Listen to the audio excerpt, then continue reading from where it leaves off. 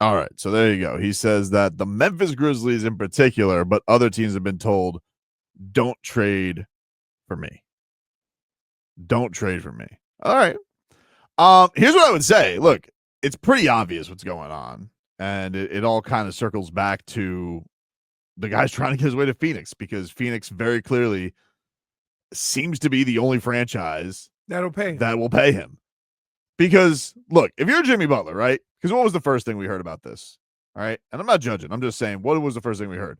Jimmy Butler wants to go to a win now situation, wants to go to a contender, wants to go to. Dude. They all say that because it kind of saves face when you say, I want to leave. Right. But the Memphis Grizzlies right now are third, basically second, third in the East, in the West. Like, they're one of the best teams in the West. The Suns are under 500. Right. So the Suns have a worse record than the Heat. Again. Everybody says that. Okay. Everybody says that because it makes fans and people feel that me wanting out of here is about winning. Right. Okay. But we know it's about money. Right. So, like, you ain't got to lie, Jimmy. We know. Lie, dude. Your actions speak for themselves. If we could take you from being a play-in team to being third in a conference, I think that'd be a dangerous team, man. I mean, like, there's even ways they can get it without giving up Desmond Bane. I don't know if the Heat would go for it. But, man, Ja, Jaren Jackson, Jimmy Butler, and if they were able to keep Desmond Bane. Right. So let's be honest and let's be clear. Just say what it is. Say what it is. Say what it is. Because if not about winning, if you're telling Memphis, don't trade for me. I guess this nukes my JT was tampering theory, huh? If it's true.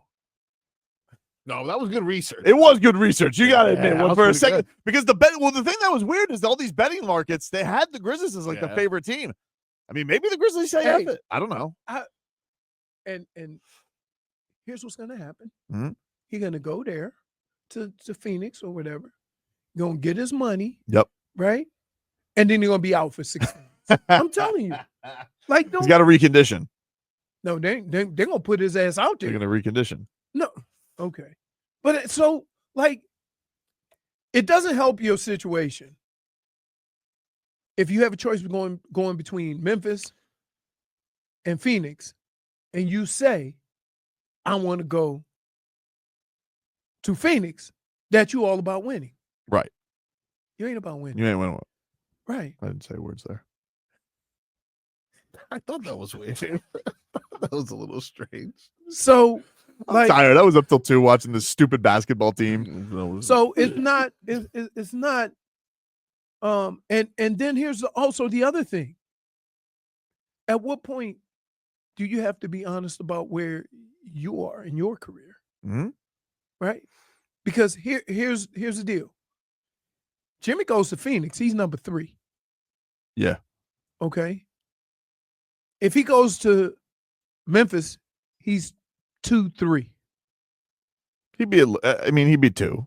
Okay. 2 probably, Jaren's pretty similar to Bam in that, like, he does all the other stuff, but yeah. That's fine. Okay. So nobody really gonna have you at a team making more money than their 2 stars. Probably not. Right. So unless you have a crazy person. Don't you have to be aware? Don't you have to be aware of what your situation is right now? Whatever the situation is with the money or whatever wink deals there are, there's very clearly only one yes that he has, it seems like. And that's Phoenix. Even though everything that he said. If it's true that, well, listen, if it's true that if he claims to sources that he wants to be in a win now situation and you're trying to decide between Memphis and Phoenix, if those are on the table and you want Phoenix, I don't know what to tell you. I mean, all love to Kevin Durant, but come on, dude. Because listen, before Ja got suspended, it's not like Memphis just got good. They were good. Yeah, they've been good. So it's and this is why I caution people. It's human nature, right? It's human nature to say things to try to make what you want reasonable, right? So, well, this is the thing that's interesting about it, right? Because the Suns are very clearly trying to bully Bradley Beal, but Bradley Beal's telling you, "I hold the cards." But the Heat don't want Bradley Beal, non-starter, right? So, like, what third team could you get involved that Bradley Beal would actually approve? Right. Like, that's kind of what this comes down to. He's in a better situation than Jimmy Butler is. Yeah, because he can control it. Right. I mean, you may be like, I'm sure there's, you might feel a little bit like, all right, you guys really don't want me around here. But, I mean, Phoenix is nice. I'm not gonna go to the winter for you. Right. The ultimate flex. Right. So this is where we are. And you're gonna hear a whole bunch of comments, a whole bunch of stuff, a whole bunch of whatever, right? When the fact remains, and the fact is that any team that Jimmy goes to, Jimmy's not gonna be the Jimmy he was here. He's gonna be an ancillary piece. He's going to be the guy they brought in addition to the star they already But he had. also wouldn't care about role if he was extended. Yeah, but you think as soon as he gets there, he needs to be extended? I think that's the only reason. Nobody ain't going to give him another $60 million. That's what I think Phoenix is going to do. Because that's 1 year. They're going to give him they'll give him the extension that he wants, which is the make next year guarantee with a little bump, and then you get an extra year, which is like $60 million. So it's like 2 years, 113. And the reason show of hands. But I explained to you why, because that's the exact Bradley Beal contract. That's exactly what Bradley Beal's owed. So you're not really adding any more. But he money. didn't get that in Phoenix. He got that. He got it in Washington. Right. But that's the deal. That's what's left on the books for him. So that's why the Heat aren't going to we're not going to trade for the contract that we're not going to give to a guy who's also not available and isn't a needle mover like Jimmy Butler is, even at his best. Right. So, but Phoenix is thinking to themselves, all right, well, this Bradley Beal thing's not working out. We're under 500. We missed the playoffs last year. You know, maybe Jimmy Butler will give him his money. What's the difference? We're stuck with Bradley Beal right now. So how can we make Bradley Beal's life miserable? But we also need to make sure nobody else wants to go after Jimmy Butler. So all the deals are terrible. So yeah, I mean, this is the game. I mean, Jimmy's trying to make the deals. He's trying to make the Heat in the weakest position possible, but the Heat are firm in a stance, I believe. And that is they're not taking on Bradley Beal themselves. So until they find a third team, I think we are at this kind of stalemate place. Brian just pointed out, didn't Jimmy say he doesn't care where he goes? He can go win with anybody.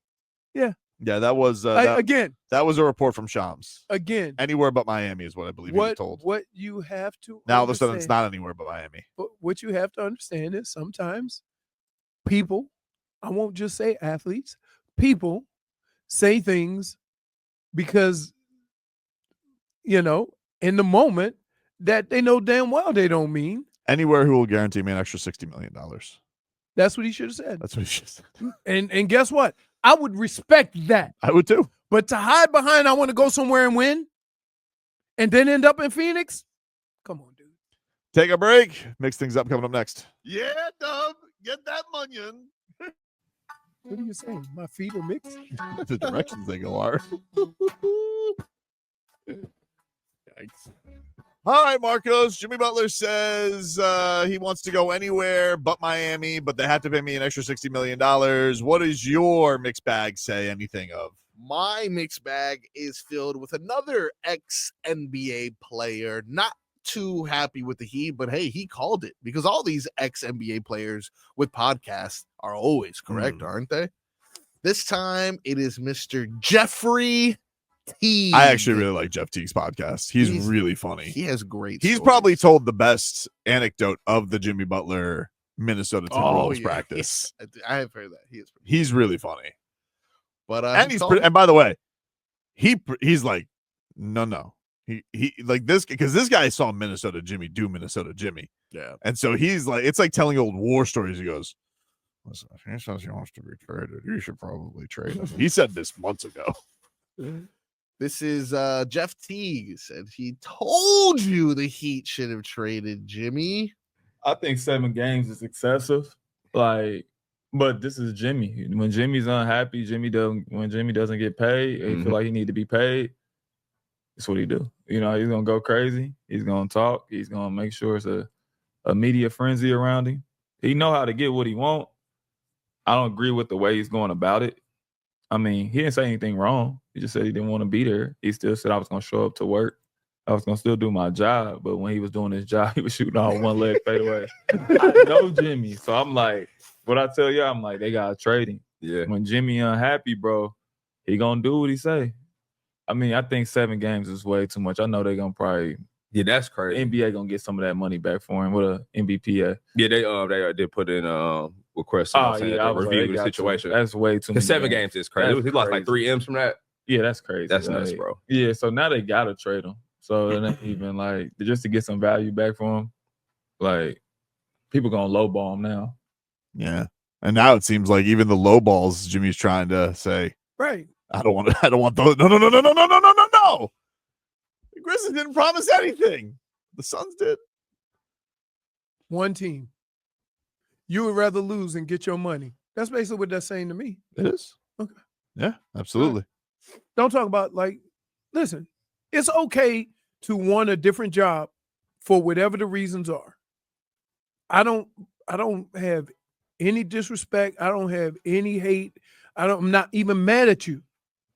Don't lie about it. Don't lie, but just put it out there for what it is. I want to go to Phoenix because they'll give me the money. That's it.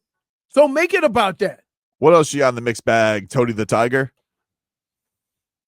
That's good. Thank you. That's pretty I was good. pretty proud of that one. That's pretty good. Point for Wow. Toby. For going to Sabonis. You killed me. You always say he's garbage too. Every time you say that, he go 20, 20, and 12. I want more. One time I mentioned something about Klay Thompson, and he has like a 27-point game for a week. It was my fault. Well, it was Yeah, but this guy's been averaging 20 and 15. I know. this was your fault, though. I mean, like Jaime Jaquez had a triple double yesterday. It's not that big a deal. Ooh. Jalen Hurts still in concussion protocol. Who do they got this week? Hmm. They got the Packers. Packers. You see the Ravens are 10-point favorites. Against Ravens been getting Steelers. some crazy spreads recently. Steelers are in a funk though. Steelers lost like 4 straight. Yeah, they just They haven't. They've been like, yeah, I don't know.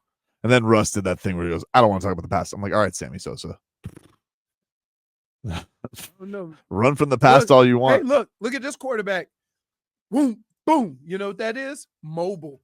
Now Ooh, he's ooh. immobile. Anyway, what do you got? We went from one unhappy situation to another concerning Tyreek Hill and the Miami Dolphins, but this is Zach Sealer, who admitted that maybe we didn't handle things in the background well. This is potentially the Dolphins MVP, Zach Sealer. There were things going on this year, obviously in the background, and they need to get taken care of. And some things could have been, I guess, we needed to be on our P's and Q's earlier in the season and earlier in camp. And I think it's a point of focus this year, and we're going to make sure we don't mess that up again. Point of focus this year. Great. It's not a great look for the coach. Not a great look at all. I would say this. Lack of discipline. I would say this. It's not that. Structure. He empowers his players. Maybe too Okay. much. I know. I know a lot of coaches that do this. Right. Denny did this. Denny barely talked. I would have messed with him though. Right. That's my point. You know why? Because everybody on that field made sure that things were in order. So I think with Mike McDaniel, he strikes me as a boss you can push around. Like, he makes a joke about it. Be like, looks like somebody hit the snooze button today. Yeah, right? Yeah. You're like, shut up, nerd. no, you know what Denny would say? What? I don't find people, I cut them. Yeah, that's good. Yeah. They are who we thought they were. Don't get them off the hook. I heard that Denny twice, only twice. When he gets to that point, you can hear a pin drop. He stopped practice one time because ball was on the ground, incomplete pass. You got to be bleeping me. Huddle up. He was like, uh-oh. Guys, where's Coach? Where is he? He's still reviewing those challenges he lost. Trying to figure out where did he go wrong. I feel bad for him. Sometimes I'm like, those challenges are questionable. I don't feel bad for him. I like him a lot. He seems like a decent Just, guy. I just think that I do look at him sometimes and I'm like, is he in over his head? he's not in over his head. All right. Offensive coordinator. But if I would say there's one thing that Mike McDaniel needs to do? If you want guys to play a certain way, even though you empower the veteran players on your team, make it known. Make it known what is acceptable and what isn't acceptable, and have consequences for that. And then you can hand that power or of keeping it going to your veterans. Mm-hmm. But you can't do it without fully expressing what you think and how you think things should be done. Because in the end, it's going to fall on you. So when you think of all the coaches, when I say Mike Tomlin, things are done a certain way, right? When you think Andy Reid, you don't hear this stuff. Right? Mm-hmm. But you know what I'm saying. There's guys, there's a way that these coaches express how they want things done. Right? We used to get mad at Tom Coughlin about this. Right? But you have to have that basic structure. I'm not saying you got to lead with an iron fist, but you got to let everybody know how things are going to be done and what you expect of them. And then you emphasize that on the leaders. And then the leaders continue to press those moments or push those issues. But I think some players treat Mike McDaniel and his antics as being soft. And that's what he needs to fix. Yeah, I agree. Give us one more there, Froggy. Got good news for you guys. Great. Specifically you, Tobin, because I know you'll be up late tonight. Yesterday, following a tough loss, Bam Adebayo was quoted as saying the change, the breakthrough that they need could start tomorrow, which is tonight against Golden State Warriors. Tomorrow. Breakthrough tomorrow, then, your body starts feeling better than you start. Times that by 15, and, you can go on the roll and we could run off this road trip. Mm-hmm. I'm not a basketball. So he's not. He's a very even-keeled guy, which I do appreciate about him. Mm-hmm. He doesn't get wavered. But I would try. Bam, I'm gonna just, dude. No more fadeaways for like a week, okay? I want you to do something for me, okay? Okay, all right. Take that damn basketball. Yeah. You either dunk it, Yeah. or you drive to the rim. Let's see what happens. Okay. Okay. Enough of this. Whee, spin-a-rooney stuff. All right. Every once in a while, in the shot clock, you got to do what you got to do. I don't understand why this guy makes it so hard on himself sometimes. Okay. Everything it feels like he bogs down the ice. Dude, I've seen you just under the rim. Go for dunk. I'm looking for those kids' gloves you have on. I don't have kids' gloves. You do have kids' gloves. Go on, give it to him, dude. I'm not going to give it to him. Give it to him. What do you want me to say? Huh? I want you to. You want me to say? What do you want me to say? Hey, is this what you want? No, Mike McDaniel, stop being soft. You want me to say? Tell him. I'm not going to say it. Say it with your This chest. guy's been, he's a very nice man. Yes. What nice guy? You guys want me to sit here and you want me to say Bam Adebayo's a fat cat? That's what you want me to say? No. Bam Adebayo screwing the pooch after getting the bag. That's what you guys want, huh? What? If it were anybody else, what would you have done? You want me to sit here and you just want me to say Bam Adebayo couldn't hit water if he fell out of a boat? You want me to say Bam Adebayo knew the new DeAndre Jordan? That's what you want me to say? Bam Tell us how you really feel. See what land on you. I don't Who's want. also rats off his shit. I do not want to hear you guys bully me into saying things about Bam Adebayo, a perfectly decent man who's in a simple offensive slump for half the season. Okay, He's had some struggles. all we need is a couple good games and we're back on track. But you guys want me to sit here and say Bam Adebayo, Bismack Biyombo, samesies. Where are you going? I'm just making sure. Just, back Making up to sure. this.